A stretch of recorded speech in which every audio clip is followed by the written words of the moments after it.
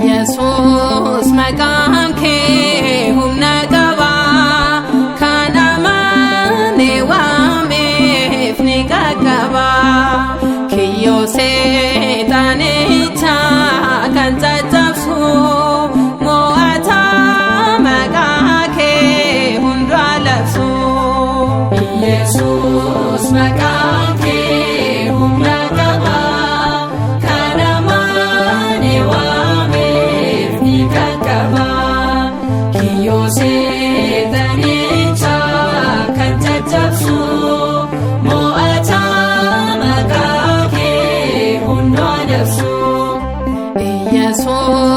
maqaan kee humna qaba kan amaane waameef ni qaqqaba kiyyoo seexanicha kan caccabsu mo'ataa maqaa kee hunda labsu. Yesuus maqaan kee humna qaba kan amaane waameef ni qaqqaba kiyyoo seexanicha kan caccabsu mo'ataa maqaa kee hunda labsu. Bubbee hamaa taa'ee kan dabarsu galaana addaan kuutee kan ceesisu kiyyoo mana hidhaa kan harcaase karraa furtuu malee banee baase karraa furtuu malee banee baase. Yesuus maqaan kee humna qaba kan amaane waameef ni qaqqaba kiyyoo seexanicha kan caccabsu mo'ataa maqaa kee hunda labsu.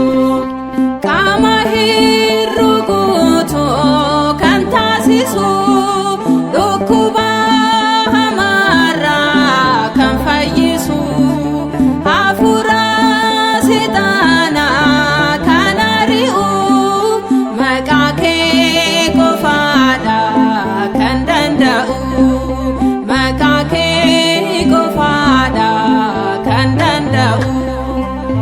Yesuus maqaan kee humna qaba kan amaane waameef ni qaqqaba kiyyoo seexanicha kan caccabsu mo'ataa maqaa kee hunda labsu. Isa du'a boollaa baasee dhaabu hin qabu tasuma waan dadhabu laphee keenya guutuun yoo amanne har'as ni hojjeta yoo amanne har'as ni hojjeta yoo amanne.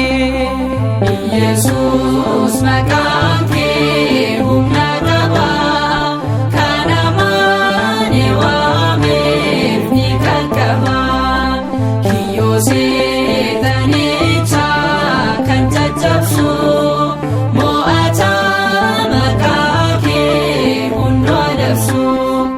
Humni isaan daanga'u kamirratti furtuu rakkoo hundaa qofaasaatti kanaaf amantiidhaan har'as waamna maqicha qabanne hunda muna maqicha qabanne hunda muna.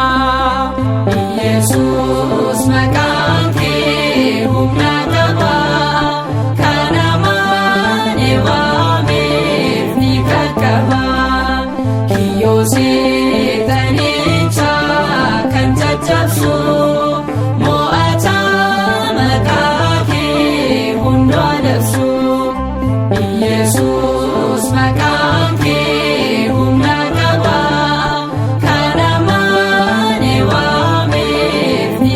qaba kiyyoo seexanicha kan caccabsu mo'ataa maqaa kee hundoo labsu.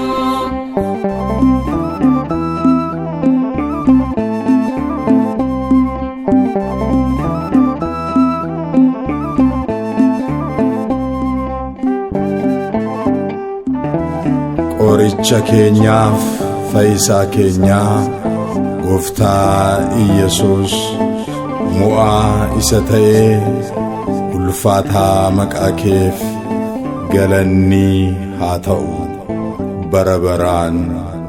Ameen.